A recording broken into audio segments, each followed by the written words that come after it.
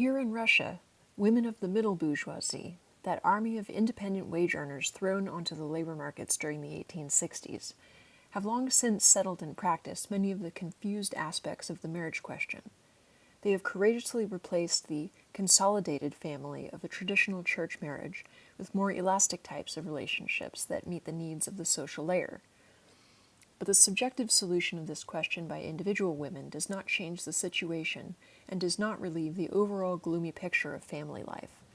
If any force is destroying the modern form of the family, it is not the titanic efforts of separate and stronger individuals, but the inanimate and mighty forces of production, which are uncompromisingly budding life on new foundations.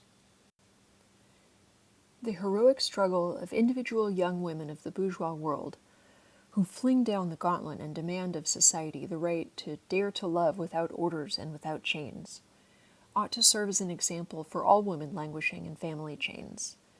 This is what is preached by the more emancipated feminists abroad and our progressive equal writers at home.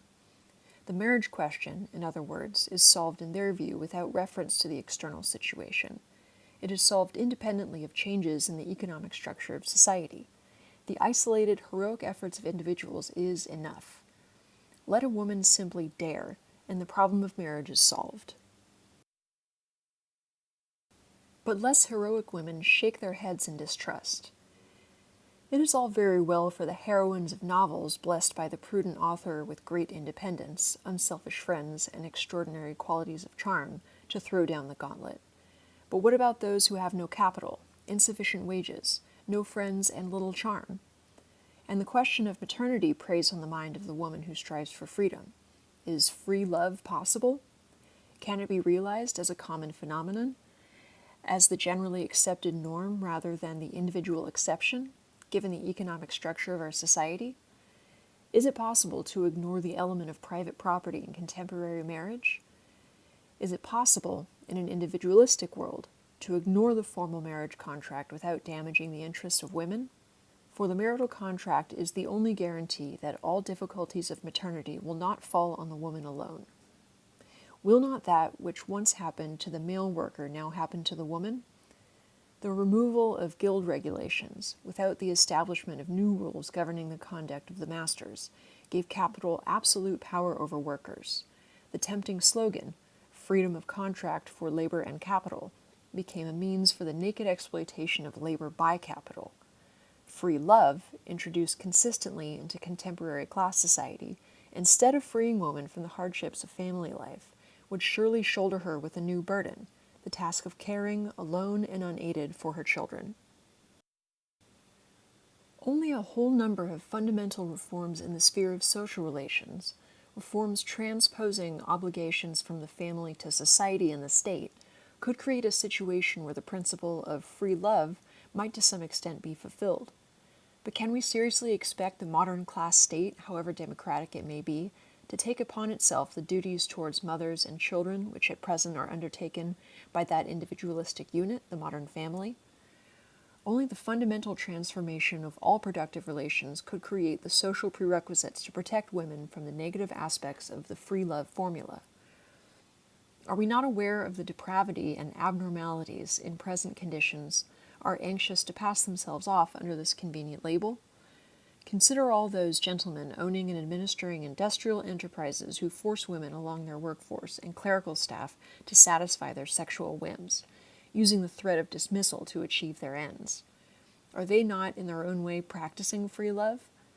All those masters of the house who rape their servants and throw them out pregnant onto the street, are they not adhering to the formula of free love? But we are not talking of that kind of freedom, object the advocates of free marriage. On the contrary, we demand the acceptance of a single morality equally binding for both sexes. We oppose the sexual license that is current, and view as moral only the free union that is based on true love. But, my dear friends, do you not think that your ideal of free marriage, when practiced in the conditions of present society, might produce results that differ little from the distorted practice of sexual freedom? Only when women are relieved of all those material burdens, which at the present time create a dual dependence on capital and on the husband, can the principle of free love be implemented without bringing new grief for women in its wake. As women go out to work and achieve economic independence, certain possibilities for free love appear, particularly for the better paid women of the intelligentsia. But the dependence of women on capital remains, and this dependence increases as more and more proletarian women sell their labor power.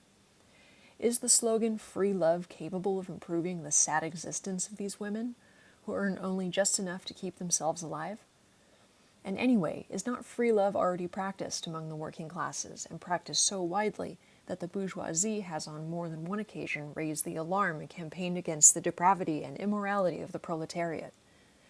It should be noted that when feminists enthuse about the new forms of cohabitation outside marriage that should be considered by the emancipated bourgeois woman, they speak of free love. But when the working class is under discussion, these relationships are scornfully referred to as disorderly sexual intercourse. This sums up their attitude. But for proletarian women at the present time, all relationships, whether sanctified by the church or not, are equally harsh in their consequences. The crux of the family and marriage problem lies for the proletarian wife and mother not on the question of the sacred or secular external form, but in the attendant social and economic conditions which define the complicated obligations of the working class woman. Of course it matters to her to whether her husband has the right to dispose of her earnings, whether he has the right by law to force her to live with him when she does not want to, whether the husband can forcibly take her children away, etc. However, it is not such paragraphs of the Civic Code that determine the position of women in the family, nor is it these paragraphs which make for the confusion and complexity of the family problem. The question of relationships would cease to be such a painful one for the majority of women only if society relieved women of all those petty household cares which are at present unavoidable, given the existence of individual scattered domestic economies, took over responsibility for the younger generation, protected maternity, and gave the mother to the child for at least the first months after birth. In opposing the legal and sacred church marriage contract, the feminists are fighting a fetish. The proletarian women, on the other hand, are waging war against the factors that are behind the modern form of marriage and family. In striving to change fundamentally the conditions of life, they know that they are also helping to reform relationships between the sexes. Here we have the main difference between the bourgeois and proletarian approach to the difficult problem of the family. The feminists and the social reformers from the camp of the bourgeoisie, naively believing in the possibility of creating new forms of family and new types of marital relations against the dismal background of the contemporary class society, tie themselves in knots in their search for these new forms. If life itself has not yet produced these forms, it is necessary, they seem to imagine, to think them up, whatever the cost. There must, they believe, be modern forms of sexual relationship which are capable of solving the complex family problem under the present social system, and the ideologists of the bourgeois world, the journalists, writers, and prominent women fighters for emancipation, one after another put forward their family panacea, their new family formula. How utopian these marriage formulas sound. How feeble these palliatives, when considered in the light of the gloomy reality of our modern family structure. Before these formulas of free relationships and free love can become practice, it is above all necessary that a fundamental reform of all social relationships between people take place. Furthermore, the moral and sexual norms and the whole psychology of mankind would have to undergo a thorough evolution. Is the contemporary person psychologically able to cope with free love? What about the jealousy that eats into even the best human souls? And that deeply rooted sense of property that demands the possession not only of the body, but also the soul of another? And the inability to have the proper respect for the individuality of another? The habit of either subordinating oneself to a loved one, or of subordinating the loved one to oneself? And the bitter and desperate feeling of desertion, of limitless loneliness, which is experienced when the love ceases and the love leaves. Where can the lonely person, who is an individualist to the very core of his being, find solace? The collective, with its joys and disappointments and aspirations, is the best outlet for the emotional and intellectual energies of the individual. But is modern man capable of working with this collective in such a way as to feel the mutually interacting influences? Is the life of the collective really capable, at present, of replacing the individual's petty personal joys? Without the unique, one and only twin soul, even the socialist, the collectivist, is quite alone in the present antagonistic world. Only in the working class do we catch the pale glimpse of the future, of more harmonious and more social relations between people. The family problem is as complex and many-faceted as life itself. Our social system is incapable of solving it. Other marriage formulas have been put forward. Several progressive women and social thinkers regard the marriage union only as a method of producing progeny. Marriage in itself, they hold, does not have any special value for woman. Motherhood is her purpose, her sacred aim, her task in life. Thanks to such inspired advocates as Ruth Bray and Ellen Key, the bourgeois ideal that recognizes woman as a female rather than a person has acquired a special halo of progressiveness. Foreign literature has seized upon the slogan put forward by these advanced women with enthusiasm. And even here in Russia, in the period before the political storm of 1905, before social values came in for revision, the question of maternity had attracted the attention of the daily press. The slogan, "The right to maternity," cannot help producing lively response in the broadest circles of the female population. Thus, despite the fact that all the suggestions of the feminist in this connection were of the utopian variety, the problem was too important and topical not to attract women. The right to maternity is the kind of question that touches not only women from the bourgeois class, but also, to an even greater extent, proletarian women as well. The right to be a mother. These are golden words that go straight to any woman's heart and force that heart to beat faster. The right to feed one's own child with one's own milk, and to attend the first signs of its awakening consciousness. The right to care for its tiny body and shield its tender soul from the thorns and sufferings of the first steps in life. What mother would not support these demands? It would seem that we have again stumbled on an issue that could serve as a moment of unity between women of different social layers. It would seem that we have found, at last, the bridge uniting women of the two hostile worlds. Let us look closer to discover what the progressive bourgeois women understand by the right to maternity. Then we can see whether, in fact, proletarian women can agree with the solutions to the problem of maternity envisaged by the bourgeois fighters for equal rights. In the eyes of its eager apologists, maternity possesses an almost sacred quality, striving to smash the false prejudices that brand a woman for engaging in a natural activity, the bearing of a child. Because the activity has not been sanctified by the law, the fighters for the right to maternity have bent the stick in the other direction. For them, maternity has become the aim of a woman's life. Ellen Key's devotion to the obligations of maternity and the family forces her to give an assurance that the isolated family unit will continue to exist even in a society transformed along socialist lines. The only change, as she sees it, will be that all the attendant elements of convenience or of material gain will be excluded from the marriage union, which will be concluded according to mutual inclinations, without rituals or formalities. Love and marriage will truly be synonymous. But the isolated family unit is the result of the modern individualistic world, with its rat race, its pressures, its loneliness. The family is a product of the monstrous capitalist system. And yet Key hopes to bequeath the family to socialist society.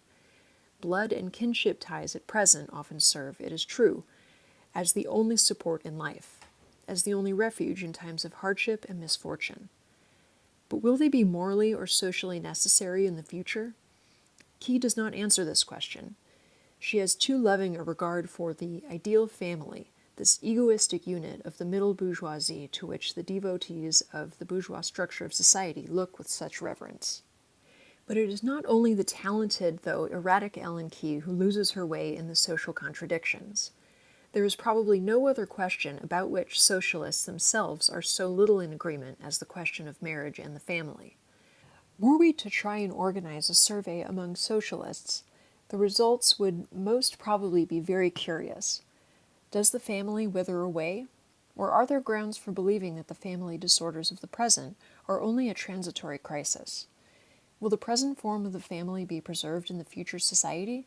Or will it be buried with the modern capitalist system? These are questions which might well receive very different answers. With the transfer of educative functions from the family to society, the last tie holding together the modern isolated family will be loosened. The process of disintegration will proceed at an even faster pace, and the pale silhouettes of future marital relations will begin to emerge. What can we say about these indistinct silhouettes, hidden as they are by present-day influences? Does one have to repeat that the present compulsory form of marriage will be replaced by the free union of loving individuals?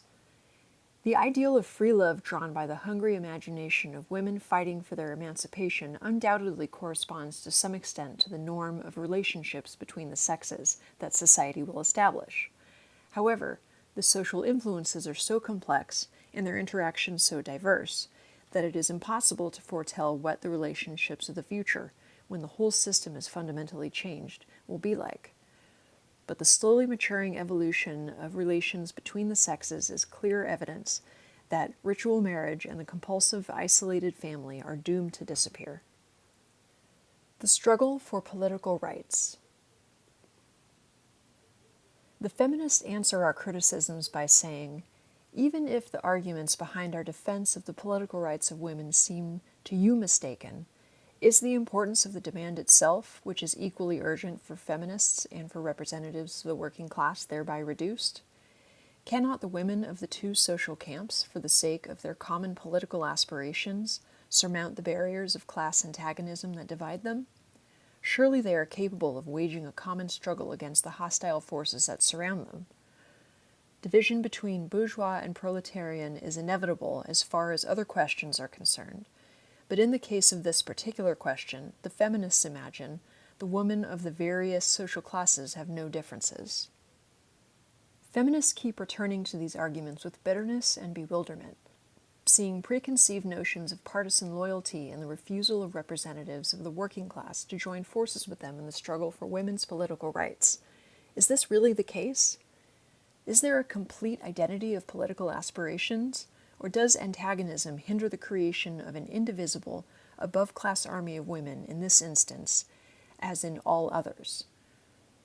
We have to answer this question before we can outline the tactics that proletarian women will employ in winning political rights for their sex. The feminists declare themselves to be on the side of social reform, and some of them even say they are in favor of socialism, in the far distant future, of course. But they are not intending to struggle in the ranks of the working class for the realization of these aims. The best of them believe, with a naive sincerity, that once the deputy seats are within their reach, they will be able to cure the social sores which have, in their view, developed because men, with their inherent egoism, have been masters of the situation. However good the intentions of individual groups of feminists towards the proletariat, whenever the question of class struggle has been posed, they have left the battlefield in a fright. They find that they do not wish to interface in alien causes, and prefer to retire to their bourgeois liberalism, which is so comfortably familiar. No, however much the bourgeois feminists try to repress the true aim of their political desires, however much they assure their younger sisters that involvement in political life promises immeasurable benefits for the women of the working class, the bourgeois spirit that pervades the whole feminist movement gives a class coloring even to the demand for equal political rights with men, which would seem to be a general women's demand.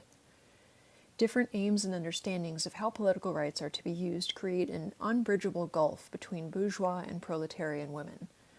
This does not contradict the fact that the immediate tasks of the two groups of women coincide to a certain degree. For the representatives of all classes which have received access to political power strive above all to achieve a review of the civil code, which in every country, to a greater or lesser extent, discriminates against women. Women press for legal changes that create more favorable conditions of labor for themselves. They stand together against the regulations legalizing prostitution, etc. However, the coincidence of these immediate tasks is of a purely formal nature. For class interest determines that the attitude of the two groups to these reforms is sharply contradictory. Class instinct, whatever the feminists say, always shows itself to be more powerful than the noble enthusiasms of above-class politics. So long as the bourgeois women and their younger sisters are equal in their inequality, the former can, with complete sincerity, make great efforts to defend the general interests of women. But once the barrier is down and the bourgeois women have reached access to political activity, the recent defenders of the rights of all women become enthusiastic defenders of the privileges of their class, content to leave the younger sisters with no rights at all. Thus, when the feminists talk to working women about the need for a common struggle to realize some general women's principle, women of the working class are naturally distrustful.